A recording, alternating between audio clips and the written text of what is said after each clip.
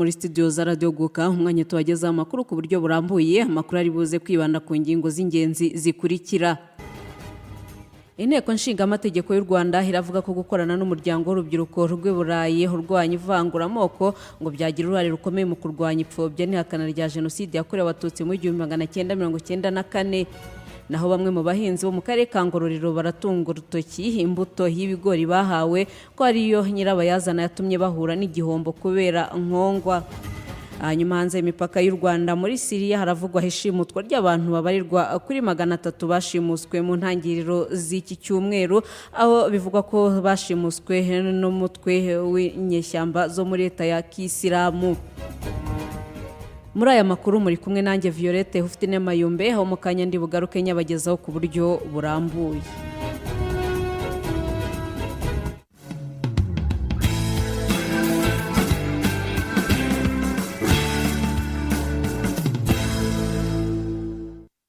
Ikaze ku makuru arambuye.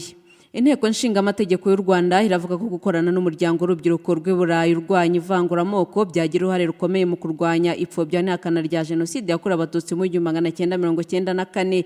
Ibi ngo ikabishingira ku kuba abagize uyu muryango bafite ijambo rikomeye mu bihugu bakomokamo kandi hakigaragara ihakana n'ipfobya.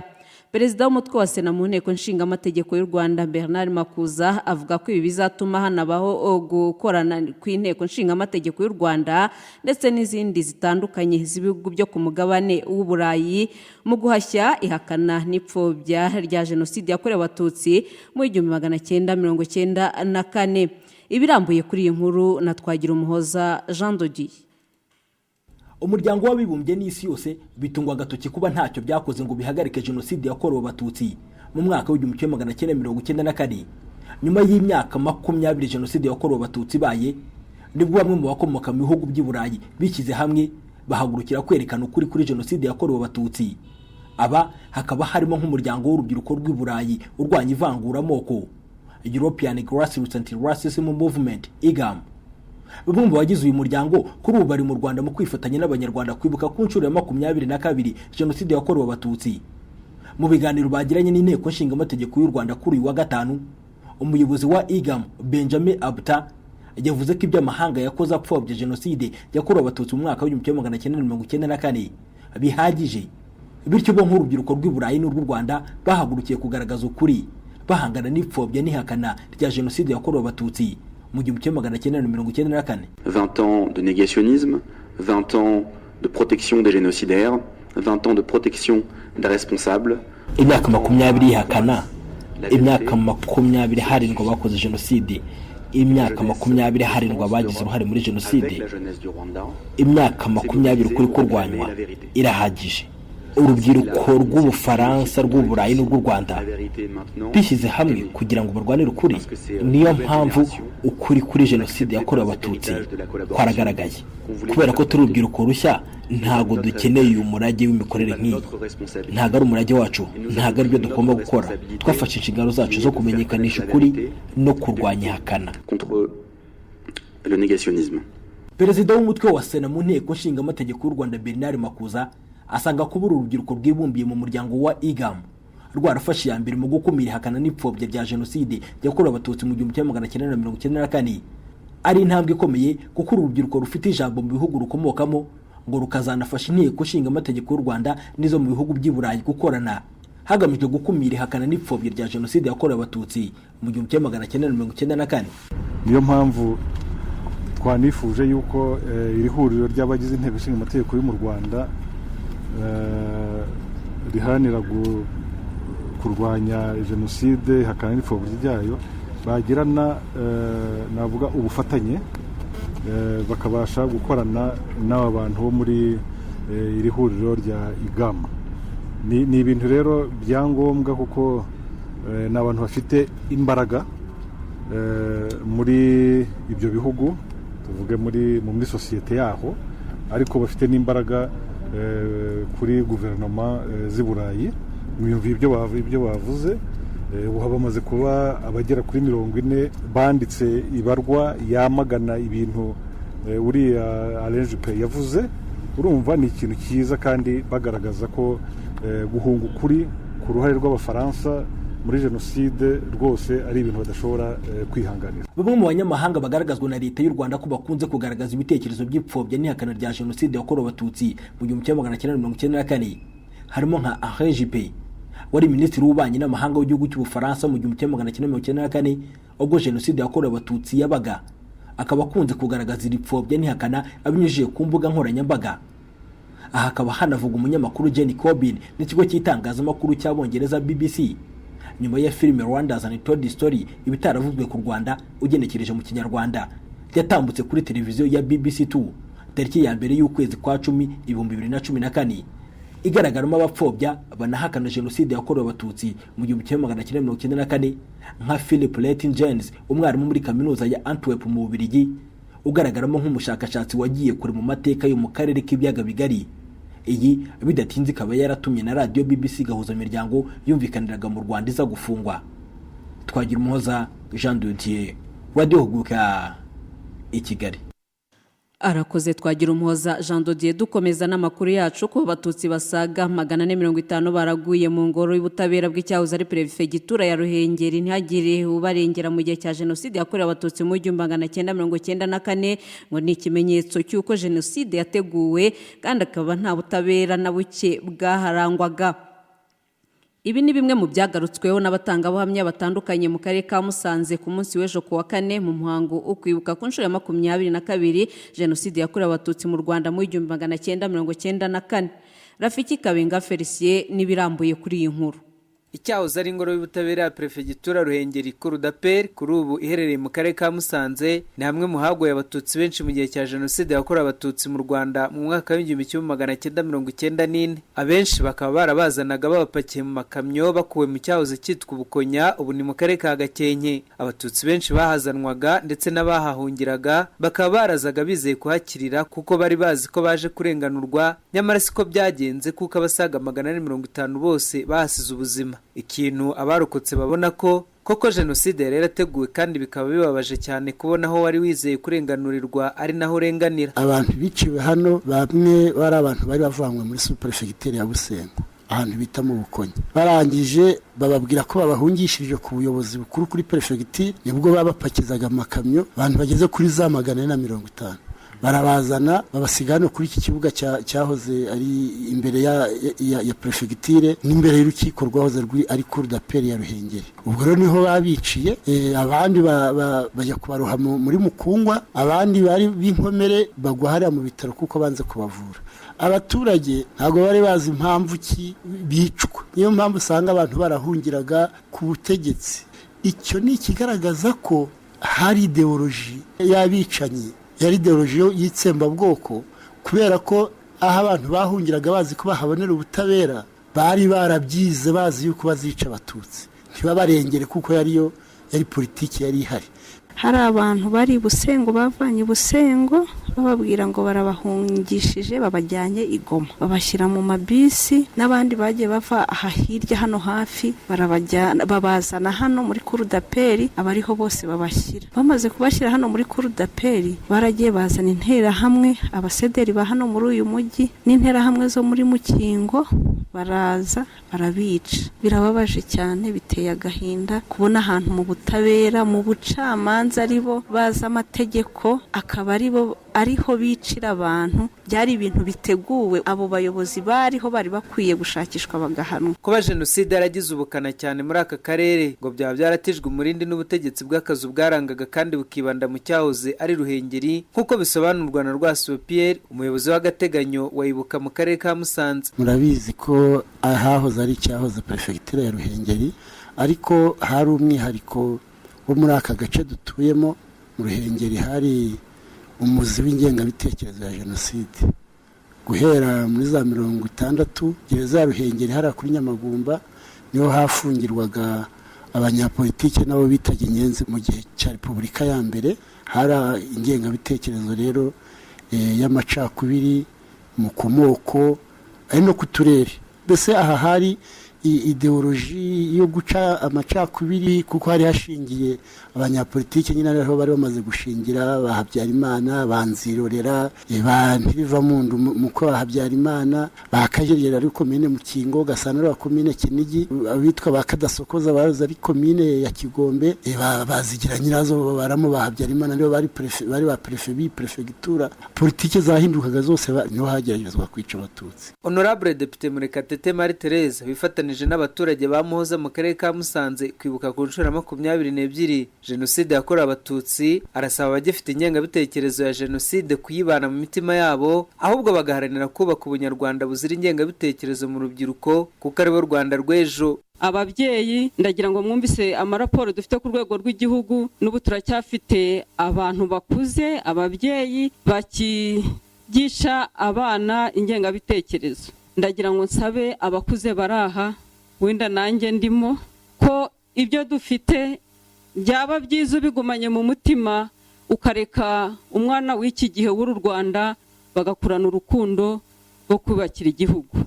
Ababyeyi baraha, reka mbasabe nkomeje, nimubwire abana imvugo ibubaka, mubabwire ibiteza igihugu cyacu imbere.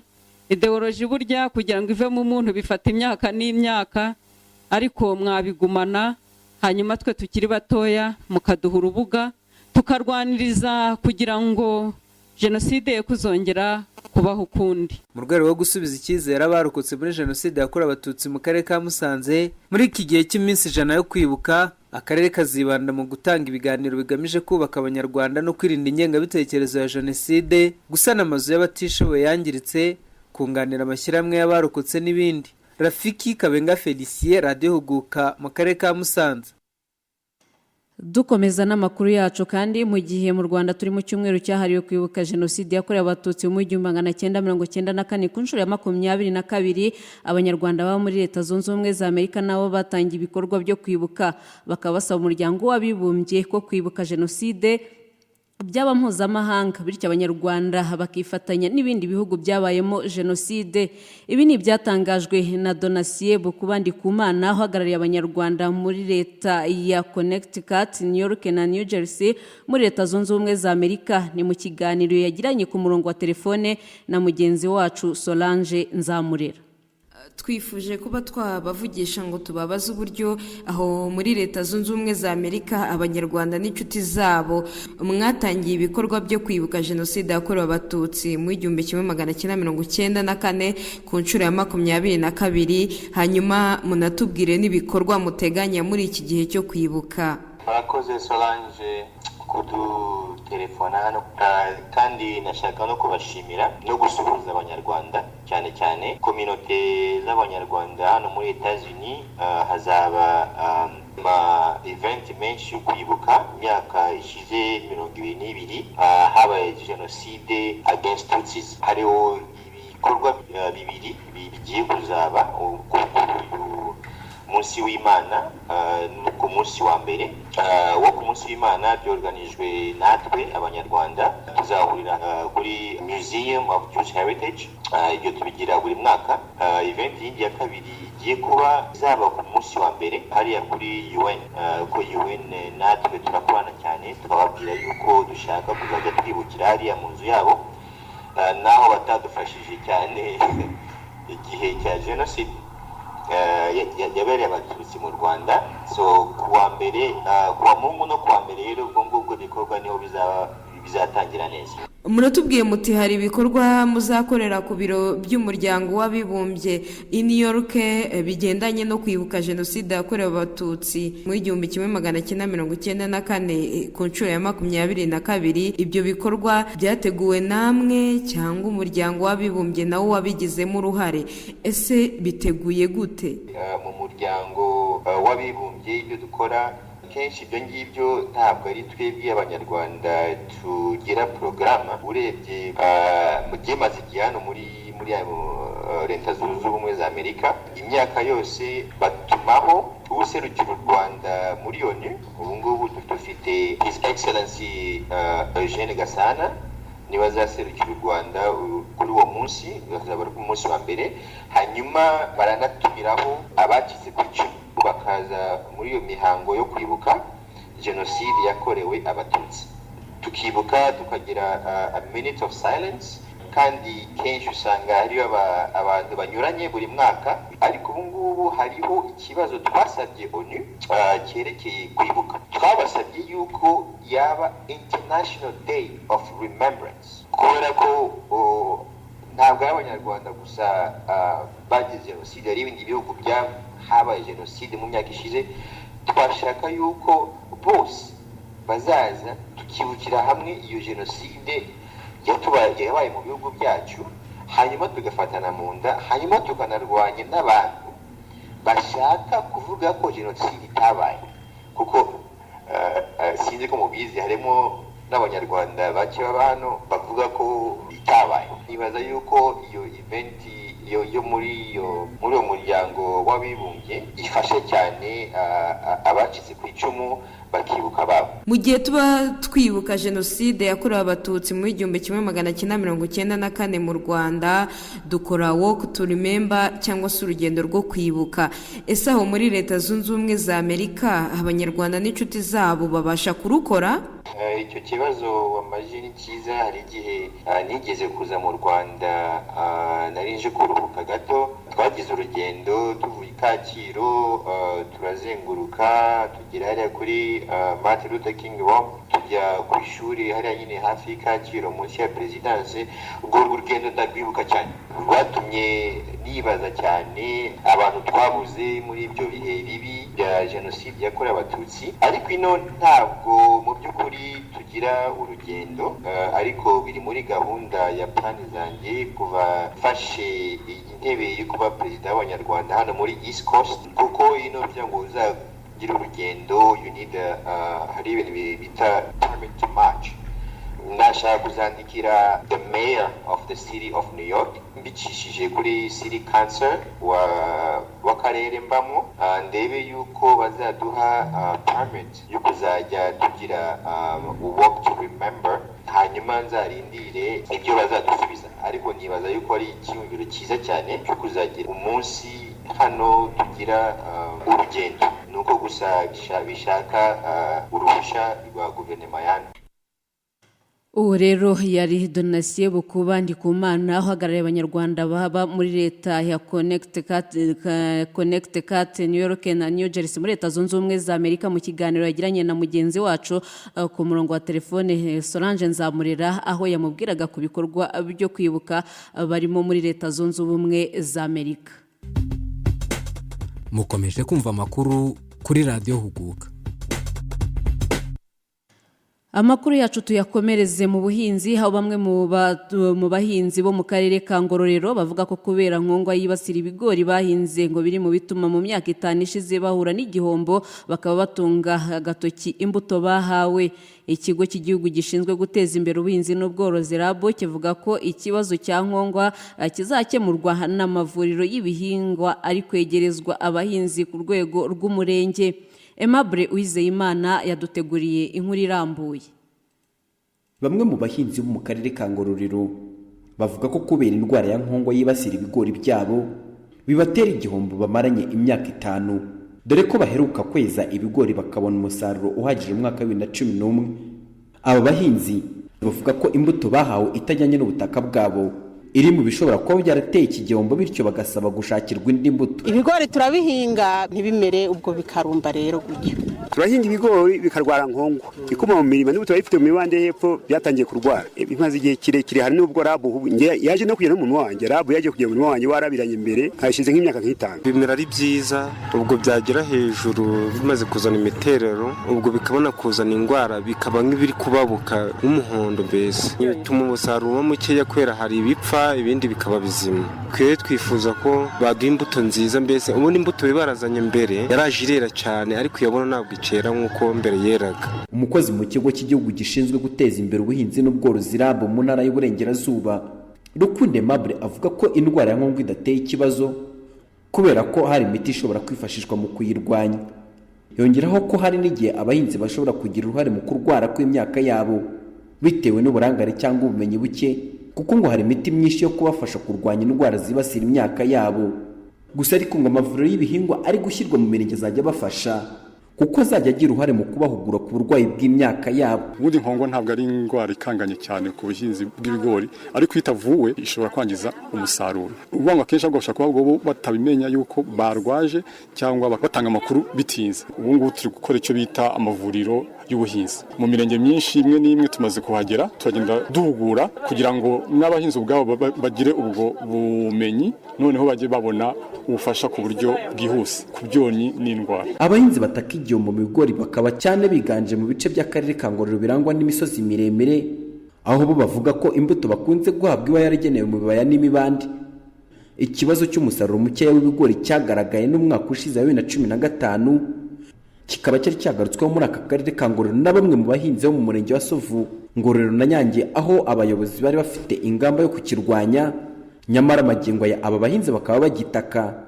Ukibaza niba hari cyakozwe mu kurwanya iyi ndwara cyangwa ubuyobozi bw'akarere bukaba butaritaye kuri iki kibazo nyamara gikomereye abahinzi. Aimable Uwizeyimana, Radio Guka mu karere ka Ngororero.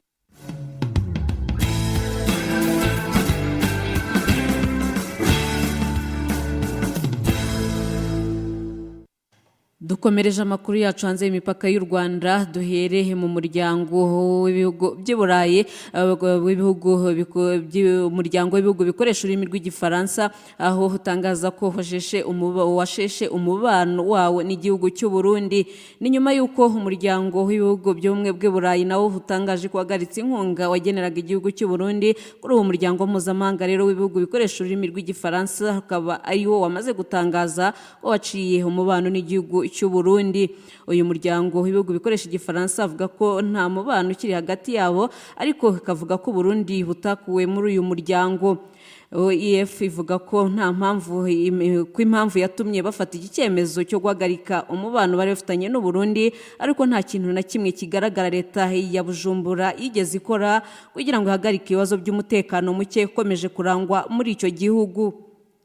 Ubwo rero yatangazaga imyanzuro yafatiwe igihugu cy'u Burundi, Louis Anas, umuvugizi w'umuryango w'ibihugu bikoresha ururimi rw'igifaransa, yavuze ko uko iminsi igenda ihita ariko ibintu birushaho kudogera, umutekano ukarushaho kubura ndetse abantu bagapfa buhoro buhoro abandi bagahunga. Ariko ngo guverinoma ntigira icyo ibikoraho kugira ngo ibe yayoboka inzira y'ibiganiro biganisha ku nzira y'amahoro ngo yumvikane n'abatavuga rumwe n'ubutegetsi bwa Petero Nkurunziza. Gusa ibi bihano bikaba byarafashwe bitareba gahunda zihura mu buryo butaziguye n'imibereho y'abaturage, cyane cyane ingengo y'imari itanyura kuri konti za leta cyangwa se zishobora guteza imbere imiyoborere myiza na demokarasi. Ibi kandi bije nyuma y'uko muri Werurwe uyu mwaka umuryango umwe w'ibihugu by'Iburayi nawo wari watangaje ko uhagaritse inkunga wateraga Burundi ku mpamvu zo kudashyira ingufu mu biganiro by'amahoro n'abatavuga rumwe n'ubutegetsi bwa Petero Nkurunziza.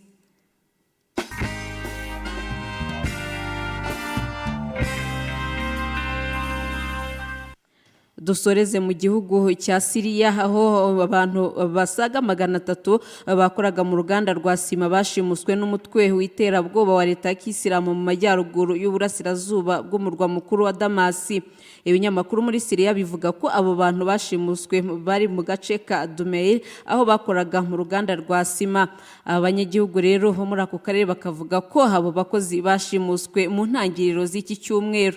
Mu ntangiriro z'iki cyumweru rero umutwe w'iterabwoba wa leta y'Isilamu wagabye igitero ku birindiro by'abasirikare ba Syria biri ahitwa Dumeir, ari naho bashimutiye abo bantu, ahaguye abasirikare bagera kuri 12. Agace ka Dumeir kaciwemo ibice bibiri, aho igice kimwe cy'uburasirazuba kigenzurwa n'umutwe wa leta y'Isilamu mu gihe uburengerazuba bwo bugenzurwa n'abarwanya leta ya Syria. Icyakoze nanone ibirindiro bitari bike muri ako karere harimo n'ikibuga cy'indege cya gisirikare byo bikaba bigenzurwa na leta ya Syria.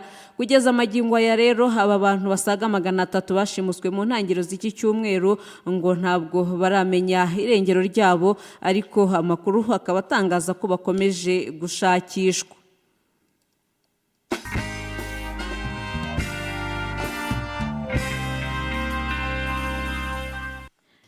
Ni no kuri iyo nkuru yo muri Syria rero dusorejeho amakuru twari twabateguriye, ariko mbere yuko dutandukana reka mbibutse ingingo z'ingenzi amakuru yacu yagarutseho.